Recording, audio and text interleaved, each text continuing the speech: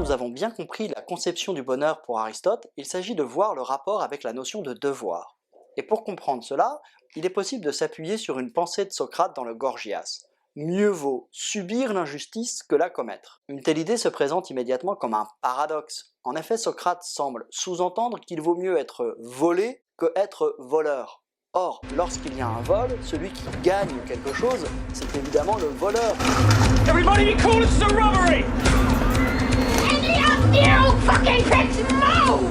And I'll execute every motherfucking last one of you! Qui gagne la voiture volée, qui gagne l'écran de télé volé, qui gagne les millions volés s'il vole une banque. Okay. Alright, off the bat, Victor! Fucking go to the fucking tunnel! Okay, it's a bad idea! Que sais-je? Évidemment, celui qui est gagnant dans cette opération, qui gagne des biens matériels, cela semble être le voleur. Pourquoi Socrate dit l'inverse? Pourquoi Socrate dit-il au contraire qu'il vaut mieux être le volé? Pourquoi dit-il qu'il vaut mieux subir l'injustice que la commettre? Il en est exactement de même dans un adultère. Lorsque un mari trompe sa femme, il semble que celui qui gagne à l'opération, c'est bien le mari qui a une relation à l'extérieur de son couple et la femme qui est délaissée. Et donc c'est elle qui, tout d'un coup, perdrait quelque chose, à savoir son mari. Donc on comprend mal l'idée de Socrate qui veut que c'est celui qui commet l'injustice qui est le plus gravement atteint. Il faut essayer de comprendre ce dont il s'agit. Le voleur, qu'est-ce qu'il gagne? Il gagne des biens matériels. Il peut gagner une voiture, beaucoup d'argent, tout ce que vous voudrez. Ça, c'est ce que perd aussi le volé. Il y a une relation entre les deux. En revanche, le voleur perd quelque chose d'essentiel. Il perd la vertu de justice. Et qu'est-ce que c'est que la vertu de justice? C'est la vertu par laquelle on se rapporte les uns aux autres. C'est la vertu grâce à laquelle nous pouvons établir des relations des hommes les uns avec les autres. Or, si le voleur perd cette relation, perd cette qualité de l'âme, il perd quelque chose de très grand. Pour Socrate, quelque chose de beaucoup plus grand que la simple possession de biens matériels.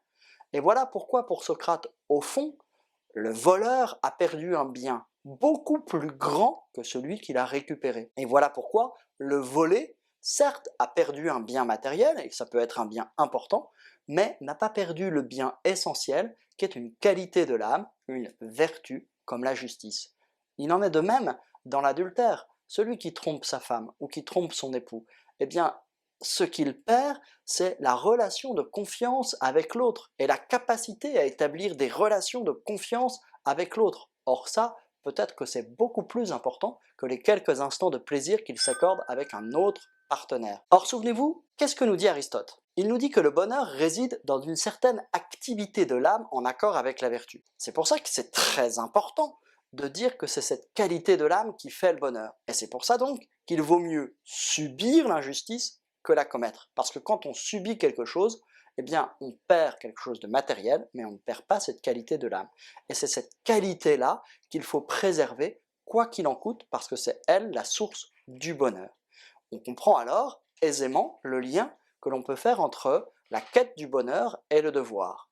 Si le devoir concourt à une certaine qualité de l'âme, alors le devoir concourt immédiatement à l'obtention du bonheur. Pourtant, il ne faudrait pas faire un contresens avec ce que dit Socrate dans le Gorgias. Il ne faudrait pas dire que c'est un bien d'être volé, que c'est une chance de perdre ses biens, que c'est une chance de perdre son épouse ou son époux dans un adultère. Non, ce que veut dire Socrate, mieux vaut subir l'injustice que la commettre, ce que veut dire Socrate, c'est que c'est un moindre mal, et que à choisir lequel des deux mots supporter, mieux vaut supporter l'injustice que de supporter la perte de la qualité de l'âme.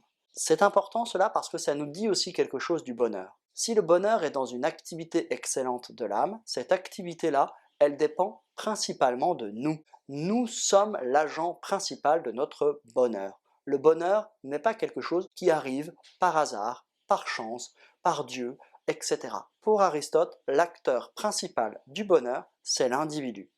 Cependant, cet individu n'existe pas tout seul. Il existe toujours dans des circonstances sociales, humaines, familiales, religieuses, etc. Et ces circonstances, pour une part, ne dépendent pas de lui, et pour une deuxième part, concourent à son bonheur. Qui pourrait être heureux lorsqu'il vient d'être volé? Certes, c'est un moins grand malheur que de perdre une qualité de l'âme que serait la justice, mais ça n'empêche que c'est bien un mal. Et un mal ne concourt pas à notre bonheur. Donc on ne peut pas dire qu'on est totalement heureux lorsqu'on subit un vol. De même, quelqu'un qui perdrait un être cher, comme Priam qui voit ses fils mourir au siège de Troie, ne peut pas être heureux alors qu'il perd son enfant. Ça, ce sont des circonstances extérieures qui ne dépendent pas de nous.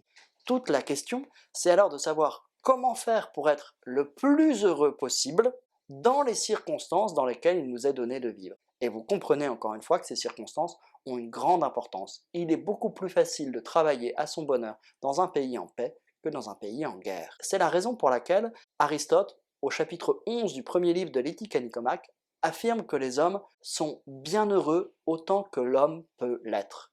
Seul Dieu peut avoir la félicité. Voilà, on en a fini avec ce cours sur devoir et bonheur. Tout ce cours, nous avons étudié différentes perspectives sur la question du bonheur, sur la question du devoir, en intégrant la question de la liberté, la question du désir, la question de la morale, etc. etc. Il y a deux enjeux à un tel cours. Il y a un enjeu théorique, le premier c'est de savoir est-ce que vous avez bien compris le cours, est-ce que vous avez bien appris les distinctions conceptuelles, est-ce que vous êtes capable de reprendre les arguments, les problèmes, les critiques. Mais il y a aussi, il ne faut pas l'oublier, un enjeu pratique. Maintenant que vous avez réfléchi à ce que c'est que le bonheur, maintenant que vous avez compris l'importance du devoir dans une vie humaine, eh bien, il vous reste à expérimenter cela dans vos propres vies pour savoir comment la mener. Comment vous allez rechercher le bonheur, comment vous allez respecter votre devoir, comment vous allez articuler ces différents éléments pour construire votre vie. Il y a une chose dont je ne doute pas, c'est que chacun d'entre vous est rempli de talent pour réussir cela. Simplement, j'espère une chose, que jamais vous ne les gâchiez.